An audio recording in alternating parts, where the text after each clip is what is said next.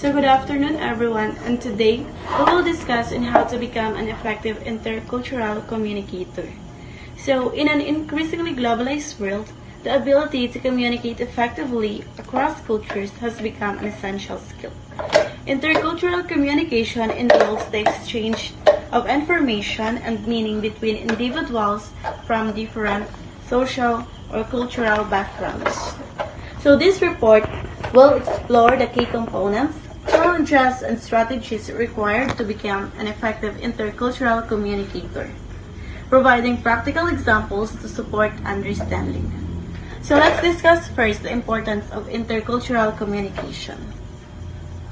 Intercultural communication is vital in various fields, including business, education, healthcare, and diplomacy. Effective communication across cultures can enhance collaboration, build trust, and avoid misunderstanding. So let's discuss first the number one, enhance collaboration. So diverse teams are more innovative and productive when members can bridge cultural differences. The second one is building trust. Understanding and respecting cultural norms fosters strong relationships. And lastly, it avoids misunderstandings. Awareness of cultural differences reduces the risk of conflict and miscommunication.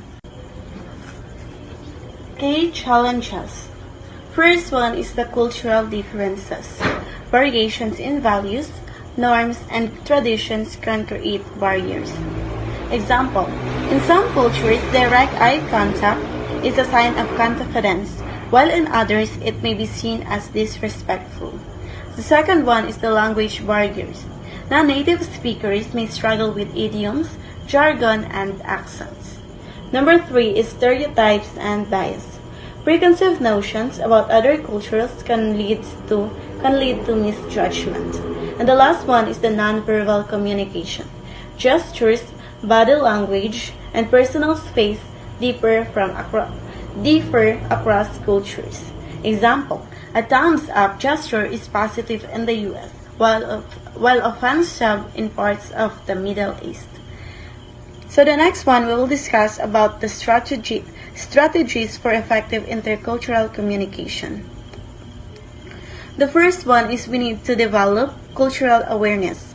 So understanding cultural norms and values is the foundation of effective communication. For example, in Japan, business cards are exchanged with both hands as a sign of respect, which differs from casual exchanges in the US. Number 2 is adapt communication styles. Adjusting verbal and non-verbal communication to fit cultural context is crucial. Example, simplify language and avoid idioms when speaking with non-native English speakers. The number 3 is practice active listening. Listening attentively and clarifying understanding demonstrates respect and reduces misunderstandings. Number 4 is manage stereotypes and biases. Recognize and challenge assumptions about other cultures. To treat individuals as unique rather than representatives of their culture. Example, avoid assuming all people from collectivist cultures will avoid direct confrontation. Number 5 is be open-minded and flexible. Embrace different perspectives and adapt to unexpected behaviors. Example, in cultures when punctuality is flexible, in Brazil, practice patience and adjust expectations. Number 6 is you need to build empathy. Understanding and appreciating the feelings and perspective of others fosters trust. Example, acknowledge the importance of family obligations in collectivist cultures like India. Number 7 is enhance nonverbal communication. Learn and respect cultural norms around gestures, body language, and personal space. Example, avoid pointing with one finger in some Asian cultures, where it may be considered rude. So this is the continuation. So homogenization and fragmentation. So homogenization is the process by which local cultures become more similar to one another due to the influence of globalization. It often resulting in dominance of a single culture or a set of cultural practice.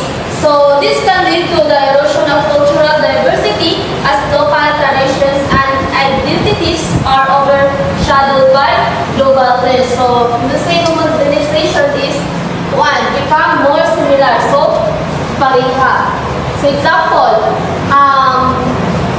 the Western cultural dominance. So the widespread influence of Western culture, particularly American culture. So through media, fashion, and consumer products can lead to the homogenization of global norms. So another example is the globalized consumption. So the adoption of similar products and services across different cultures, such as fast food chains, social media platforms, and clothing brands, can contribute to the sense of cultural convergence. So, fragmentation, it refers to the emergence of new cultural identities and practice as a response to globalization and homogenization. So this can lead to the preservation and revitalization of local cultures as well as the creation of new hybrid cultural forms. So example, local resistance. So local resistance movements. So communities may resist homogenization by actively promoting and preserving their unique traditions, languages, and cultural practice. So another example, digital tribalism.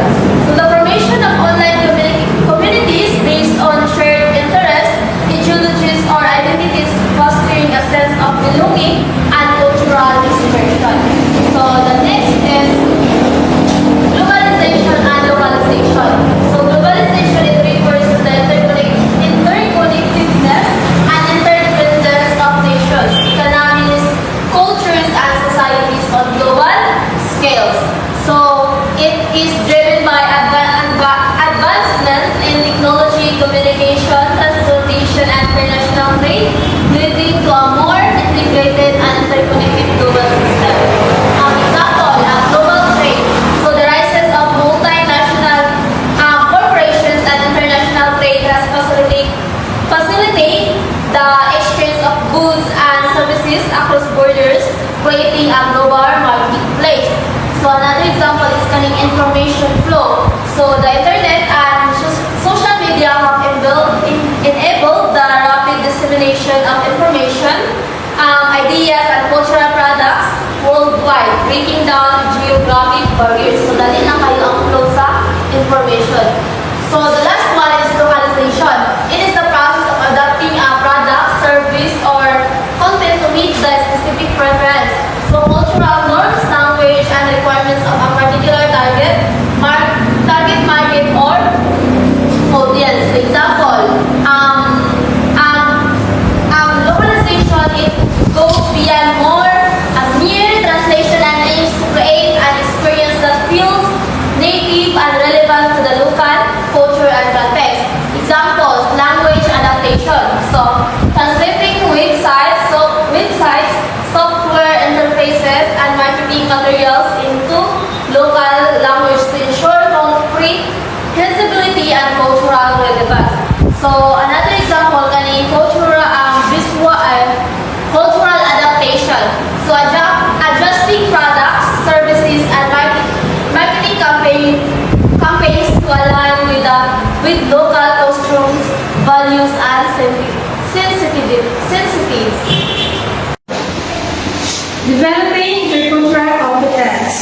So, intercultural competence refers to the ability of interaction effectively and appropriately with individuals from different cultures and involves knowledge, understanding cultural norms, values, and practices, skills, communicating clearly, showing empathy, and avoiding stereotypes, attitude, openness, respect, and flexibility in adopting cultural differences.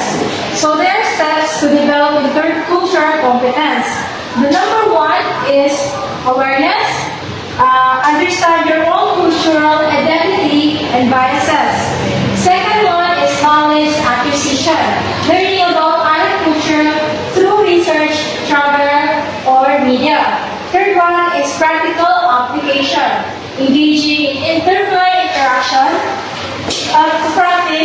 skills. So, real-life example, international workplace like employees in multinational companies like Google undergo cultural sensitivity, training to improve teamwork among culturally diverse staff. So, another is student exchange programs. Programs like Erasmus and University Exchange initiatives allow students to study abroad, promoting across cultural understanding and adaptability. The last is virtual collaborations. During the pandemic, platforms like Zoom enable intercultural teams to work remotely. Successful communication required understanding time zones, cultural greetings, and work styles.